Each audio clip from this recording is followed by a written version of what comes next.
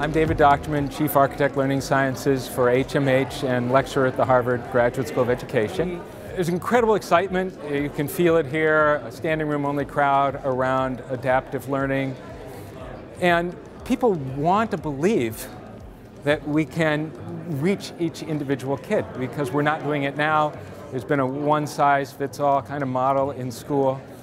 But we have to be thoughtful about how we do that and really recognize that we've just begun to scratch the surface in terms of kind of monitoring students, that it's actually very complex to understand, to build a model of what learning looks like and be able to then monitor that dynamically, make decisions for kids on behalf of kids, use that information to inform teachers to be better at adapting their instruction and their support of learners, and also ways to use that to help learners be more cognizant and aware of their own learning, to help them be better learners.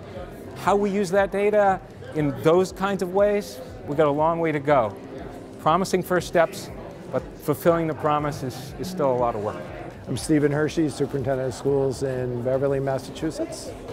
So we have begun to figure out how we're going to launch a personalized learning opportunity at Beverly High School. So one of the action steps is to be here to find some connections so that when we start sifting through to find out what we want as a partner or for materials, we'll have a good idea of who to actually seek out. So we're part of the Maple Initiative, so we're a catalyst district in that process.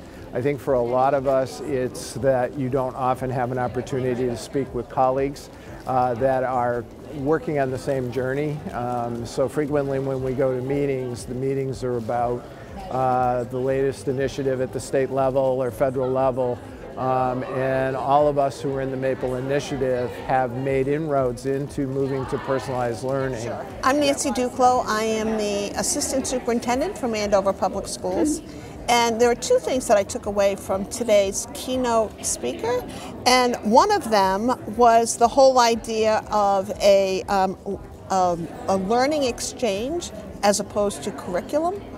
I thought that was really interesting, how curriculum might be taking a backseat to the learning.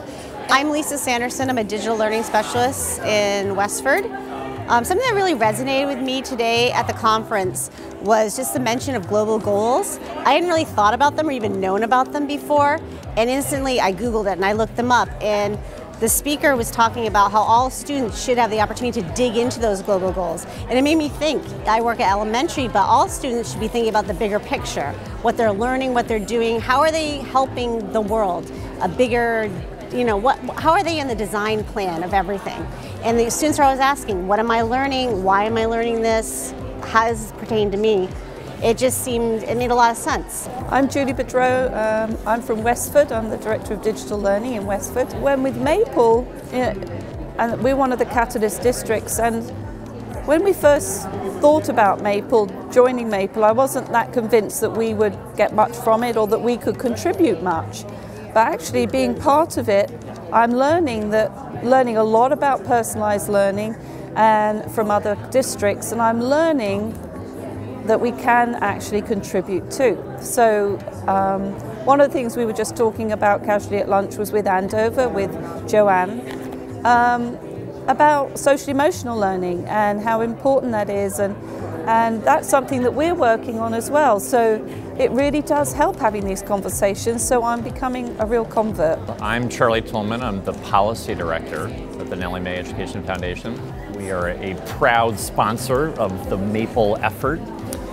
And I've been here for a few hours this morning, and I'd say the biggest highlight has just been the incredible collection of individuals who are here. I'm seeing just a whole range of professional contacts here from around the state.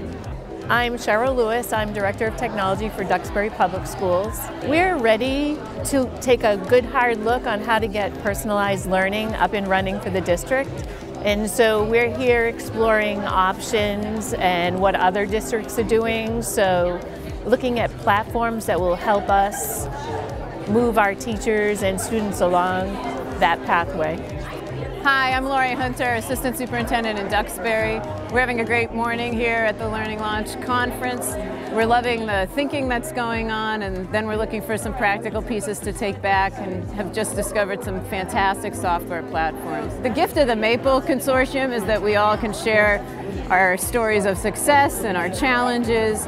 So today's been a little bit of both. We're excited tomorrow to have some of our teachers come and share some stories of success in the secondary math environment. And then this morning we were talking about some of the challenges of interconnectivity of different software platforms. I'm Matt Coleman. I work in Arlington Public Schools right around the corner. I'm the K-12 Director of Mathematics. And I'm Matthew Jenger. I work in Arlington as well. I'm the high school principal. I think we're trying to figure out what it is that people are doing that works, what challenges people are meeting and how they're overcoming those. We all have very similar challenges in terms of the constraints of the policy environment and the realities of kids growing up in America, and at the same time the possibilities of what the technology can do or what it can't do. For me, I'm interested in finding those little pockets across the districts that I would say are good, genuine uses of technology that aren't just a simple substitution of old things that they're doing. Too often I find just what I would call pretty low-level ways of using technology that are touted as great ways of using technology.